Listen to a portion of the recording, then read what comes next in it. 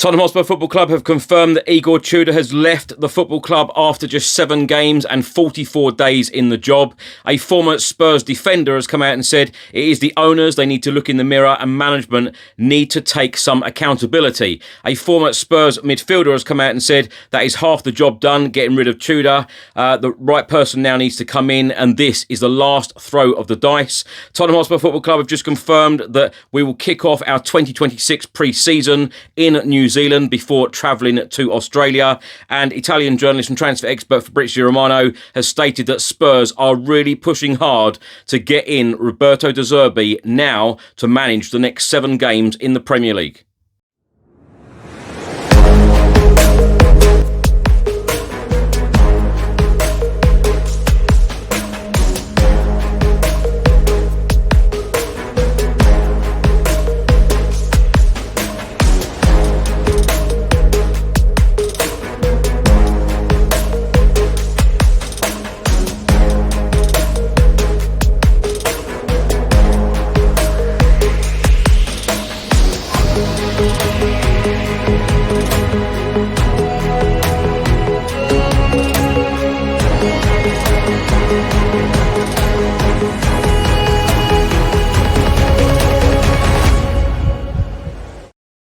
Hi everyone, hope you're well. Chris Cowlin here. This is another edition of Tottenham News, where I'll be going through all the latest Spurs news, rumours and reports.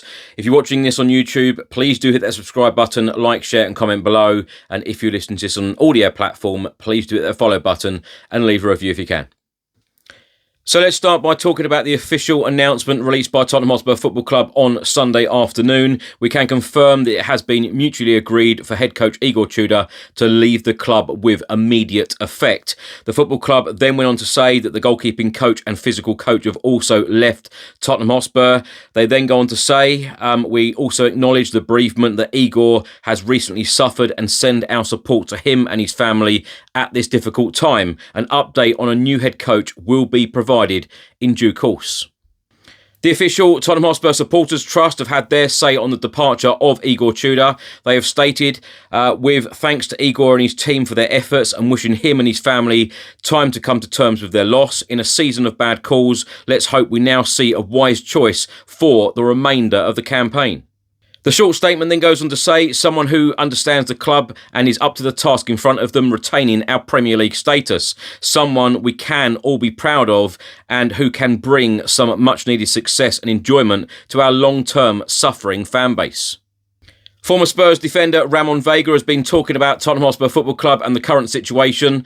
He has been talking on Sky Sports and said, if you look at this year, we're now talking how many managers already. We've had the best managers in the world at this club. They couldn't do anything. It is not the football side or the manager's fault. It's definitely, without a doubt, the owners. They have to look in the mirror. The management team have to take some accountability.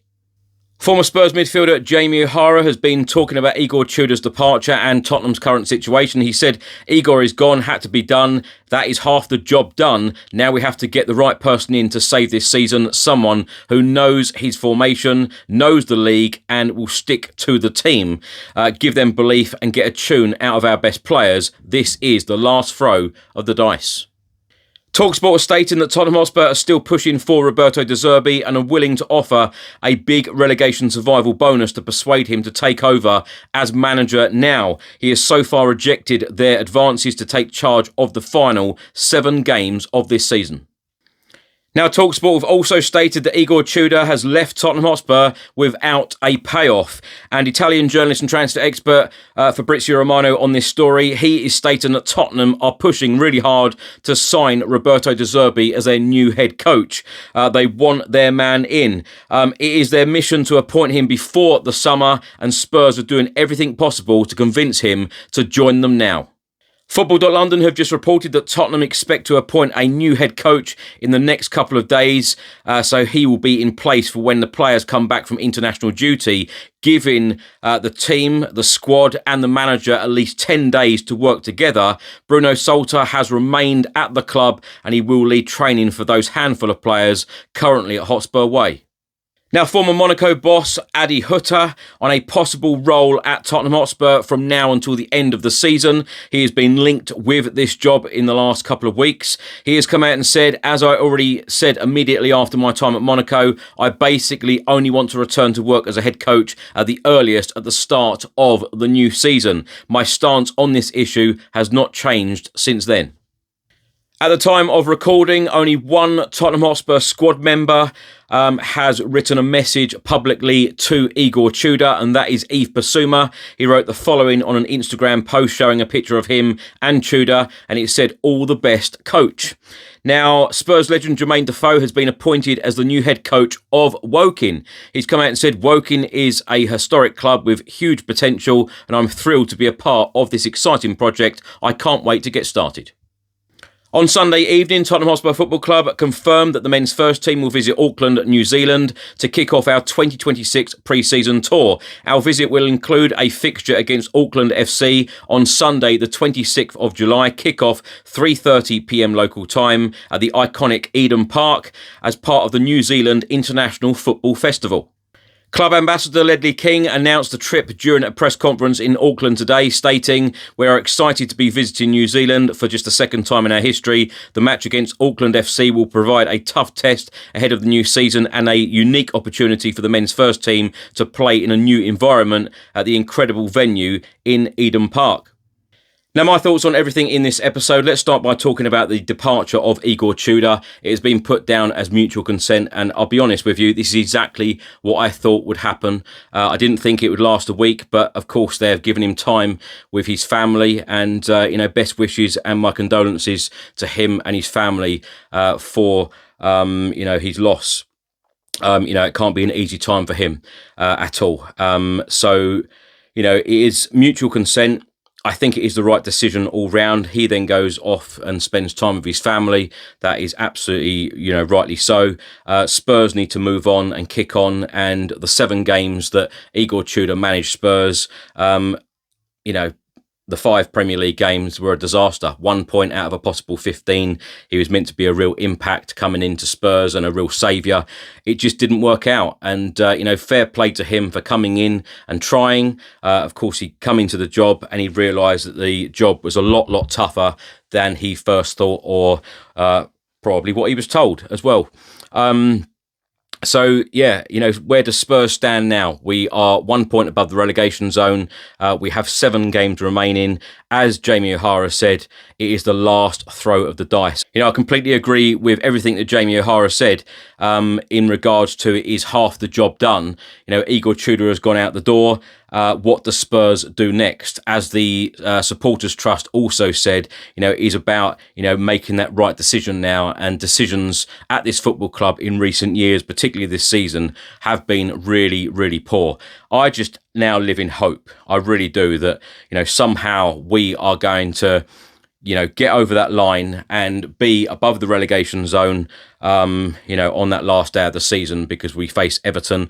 When I look at the fixtures at the moment, we've got 7 games left. Every game, what is an easy game in the Premier League? They don't exist. An easy game in the Premier League now, they just don't exist at all. Spurs need to give more. The players need to give more. Whoever does come in as the manager, they need to just get the very best out of these players. I hope that it is a former player, a former manager, if you like, or even a team of people, 2 or 3 come in and they work together and they just get the best out of these players. Someone who the fans recognise and they know and they are a fan of, and someone we can all get behind and cheer the team on, and hopefully see some points being won from now until the end of the season. Because when you look at Igor Tudor's time at Spurs, 1 point out of a possible 15, that was an unexpected point away at Anfield. I say unexpected because we very rarely get anything from Liverpool. But when you look at the other games that we lost, under Igor Tudor in the Premier League, the Arsenal game, the Fulham game, the Crystal Palace game, the Nottingham Forest game, we were very well beaten in all 4 of those games, and that is a really worrying worrying trend. Particularly when we want to be seeing, as fans, we want to be seeing that grit, determination, that passion, and that drive. And we haven't really seen that in recent games. So whoever does come in now, like O'Hara said, it is about, getting the best from, the top players that we have at the football club. And we need to see more from them, 100%. De Zerbi is obviously Tottenham's number one choice. I know a lot of people said about Pochettino coming back in the summer, but Tottenham at the moment are really, really pushing hard to get De Zerbi in. De Zerbi, from what I hear and all of the reports that I'm seeing as well, he is open to the job in the summer. Of course, he wants to assess all of his options in the summer, but Spurs want him in now. They want him in for these 7 games in the Premier League. So all of us fans, all of the pundits, etc., all of the ex-players coming out saying, get someone who we all know, get somebody in who knows the football club, etc. The club don't want to go down that route. They want to get Roberto De Zerbi in this job. Now, of course, in recent days, we've seen the likes of Spurs Reach, Women from the Lane, Lily Whites, Spurs Lily Whites as well. They've all come out and said no to De Zerbi for the comments that he has made recently about Mason Greenwood, etc. There's a lot of comments that people haven't liked in the past. Now, from a footballing perspective, I think that Spurs fans will like Roberto De Zerbi's football. I think that he plays entertaining football, and I think that Spurs fans would like the style if he did come to manage Tottenham. However, we don't know how it's going to pan out if he did come in for these 7 games. I think if it was in the summer and we all knew that we were in the Premier League, I think that Spurs would gladly get this deal done, and Roberto De Zerbi would probably be open to the idea as well. But from a off the pitch point of view, I think that De Zerbi can be a very, very fiery character. Of course, we've seen Italians at the football club before, and it's been very, very fiery. And I've no doubt that Antonio Conte and Roberto De Zerbi will have a conversation about, what needs to change, what needs to happen at the football club, etc. And as Ramon Vega has come out and said, the owners, the management team, they all really need to take accountability, because there have been so many poor decisions in recent years, particularly this season. Thomas Frank, in my opinion, should have gone a lot quicker than he did. Why on earth did they try to stick with Thomas Frank? You could clearly see for months it wasn't working. The results, the performances, even the players looked bored and looked like they'd had enough under Thomas Frank. So I just don't get some of these decisions, either decisions that have been made, or decisions that haven't been made, or decisions that have just taken such a while to be made. But it just feels like an absolute mess at the moment. International breaks for most football fans, for club football fans, it's meant to be relaxing. It's meant to be like a relaxing couple of weeks for us all. It's never relaxing for us Spurs fans. There's always something going on. But what I would say is these remaining 7 games are, I'm not even going to call them cup finals. I think they're bigger than that. This is major for the future of our football club, for Premier League status for next year. I know, and I've read, and I've even spoken to people saying, it could be a good thing that Spurs go down to the Championship to have a reset. Absolutely not for me. Absolutely not. Your opinion's your opinion, but absolutely not for me. When you look at the Championship table, it is just full of ex-Premier League teams, and some of them have never returned. Once they've gone down, they've never returned. And, the recruitment, we talk about recruitment all the time on this channel, on the podcast, etc., with various guests.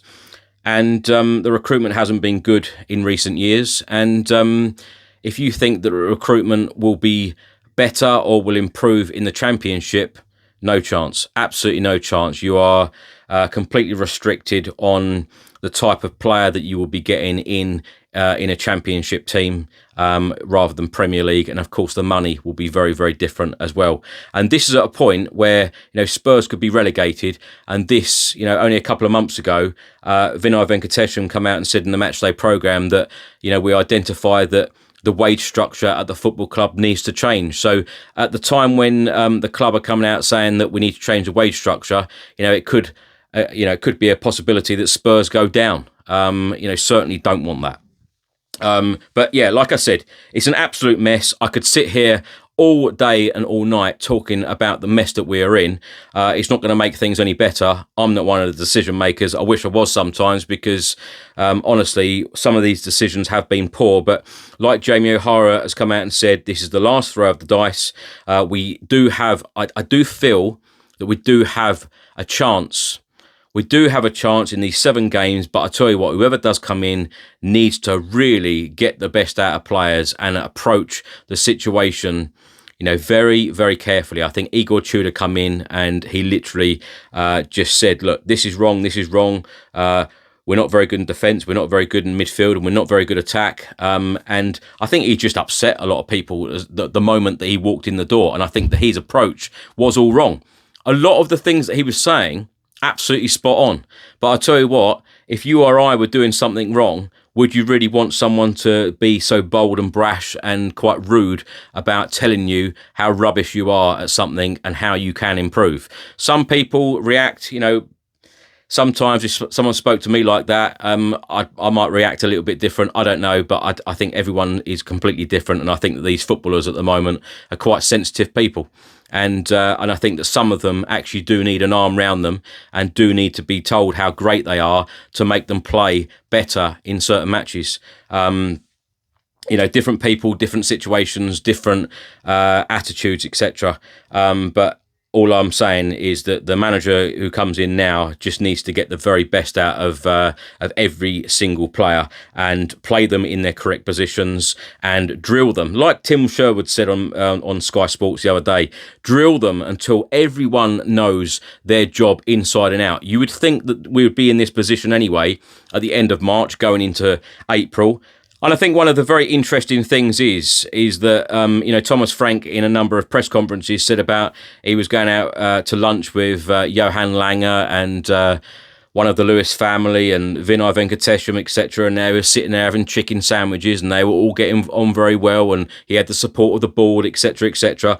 And I genuinely believe that, key figures at the club thought everything was great on the training pitch and he just needed time to make things better. But when Igor Tudor come in, he pretty much said that the players were unfit and they weren't training properly, etc. And this is a big, big worry.